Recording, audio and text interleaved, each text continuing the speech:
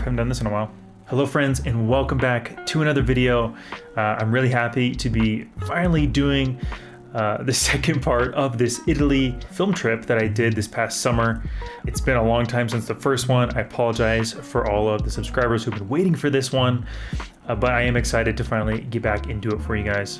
And I don't think you can see the quality of the video that I'm taking right now, but I no longer have my Sony a7 III. I sold that guy, and I actually got myself a Fujifilm X Pro 3, which is what I'm filming on currently at the moment. I'm actually gonna do my own little video on that camera as well, even though it's been out for quite a few years at this point, but we'll save that for another time. Today, we are talking about Rome. And I know a lot of people are asking me why I would shoot only black and white in Rome. And you know what?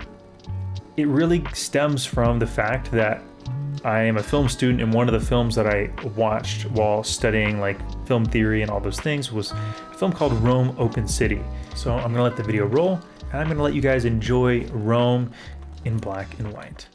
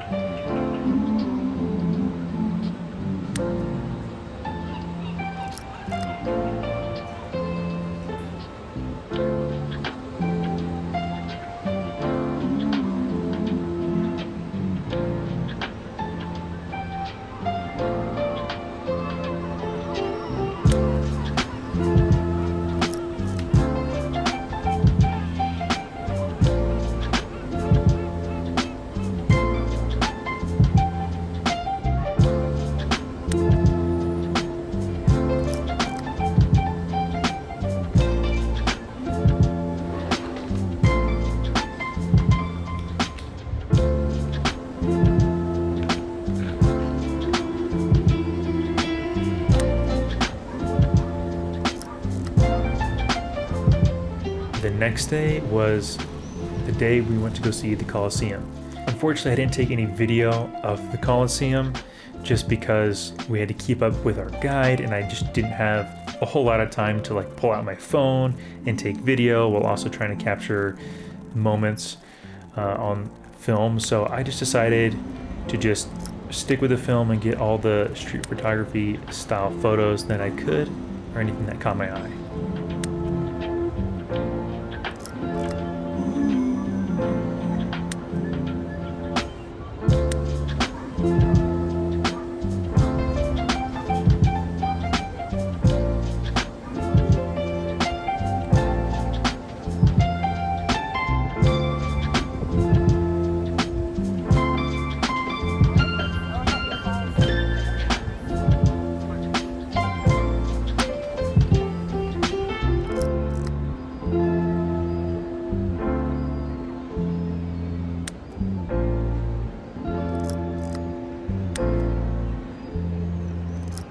This photo isn't all that great, but what was really cool is seeing all of these aqueducts around the city.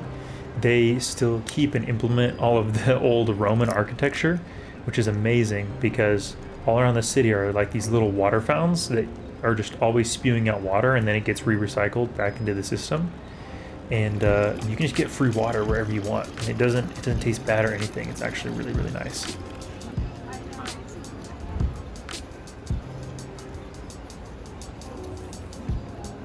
This is one of the reasons why I was glad I shot in black and white, because the contrast of this scene is so beautiful. I just wish I could have been directly underneath the trees, but this composition right here is probably my favorite from the day. It's probably a little bit underexposed, but I really like the deep contrast that it has.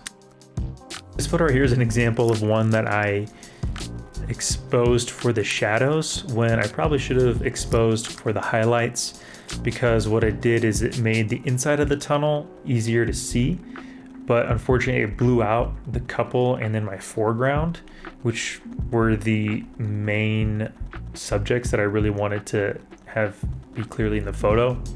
So this is just one of those photos I look back and realize that if my subject is in the light, I should probably meet her for the light and not meet her for the shadows.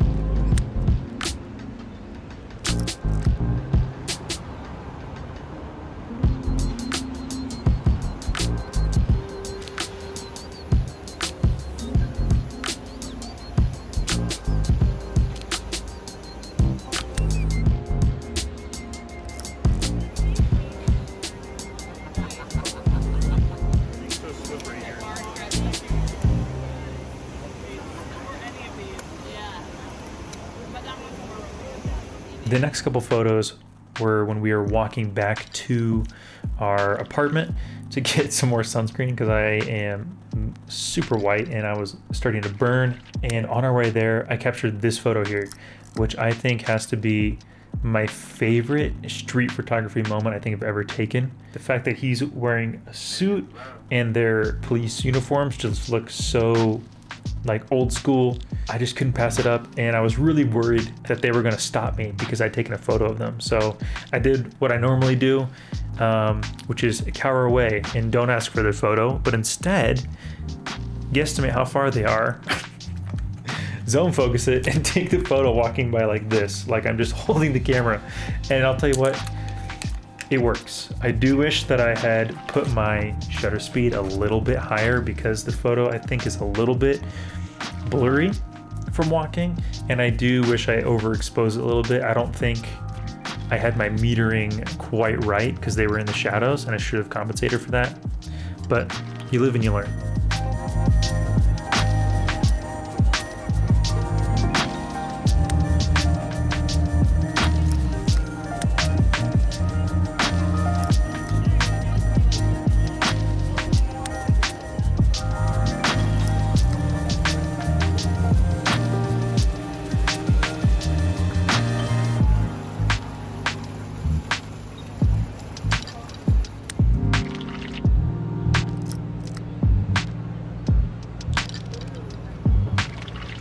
So even though we live right next to the Pantheon, we didn't get to it until the end of that day, but I got these two specific shots on the inside. Let me know in the comments which one you like better. Put them both in there because I like them both in their own way.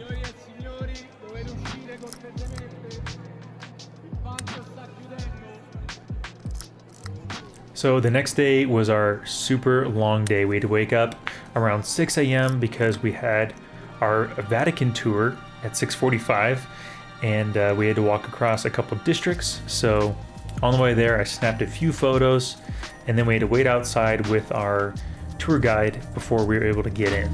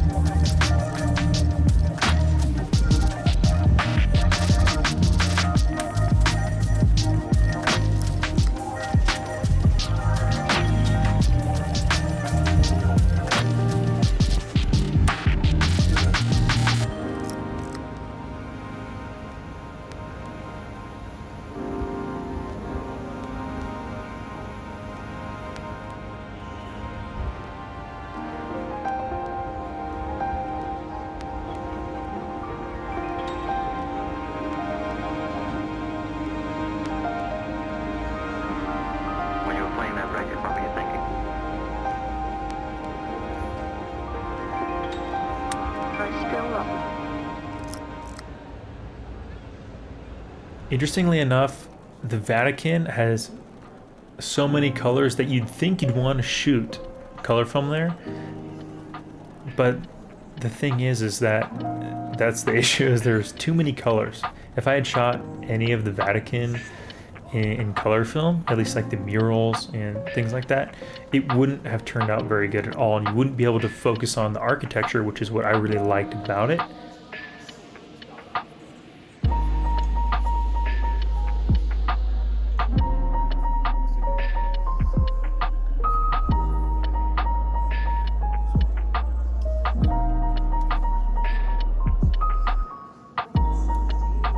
This next photo right here is probably my favorite one that I took in the Vatican because the black and white film really accentuates the geometry of this particular part in the Vatican, with all of like the arches and the squares, and just having that grayscale contrast I think really makes this photo. And if it was in color, I don't think it would feel the same at all.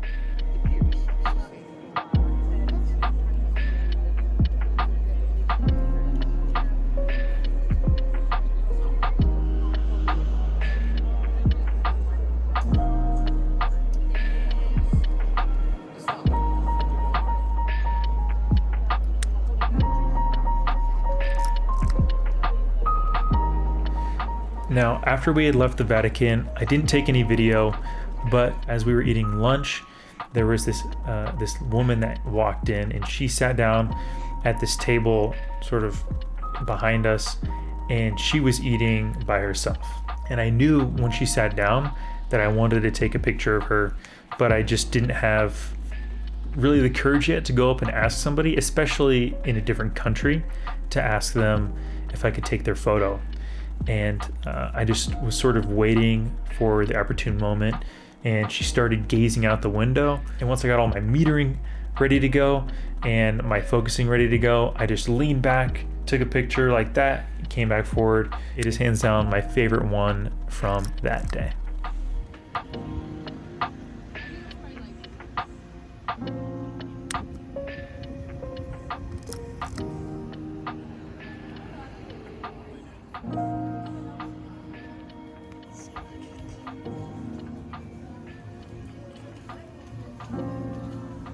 So after getting these scans back, I really felt like they did justice to what I was trying to achieve, which is that Rome open city kind of feel. I'm not sure how to explain it, but Rome really feels like a black and white city to me. I feel like you can shoot it in color, but I feel like you miss a little bit. I think the black and white really brings the character of the city to life. You really focus on the architecture and the composition and the lighting, and less on the colors. So if you're deciding like what film you should buy this year because the prices are just insane and you don't have a whole lot of money to spend on them, I do recommend looking into Ilford Pan 400 from Ilford.